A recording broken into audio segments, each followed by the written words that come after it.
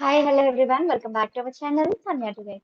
So in this video, I wanted to share with you people how to use Control U, Control I, and also Control B.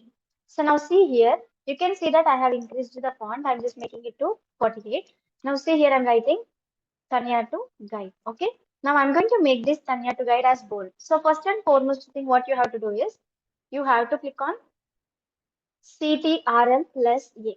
That means select all. So first you select CTRL plus A. That is on your keyboard, there will be control option. You have to click on that. And then you have to click on Control B. See, now you can see the font has been changed and it is becoming bold, right? It became bold. Now, after this, I wanted to change it to one more format, that is Control plus I. So it is going to become italic. Now select this and click on Control I. So now its font has been changed to italic.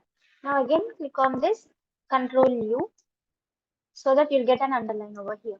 I hope everyone understood this. So Control A, Control I, Control plus B. So B for bold, I for italic, and last one is U. Control plus U, it will become underline. I hope everyone found this video very much helpful. Please do like, share, and subscribe. Thank you.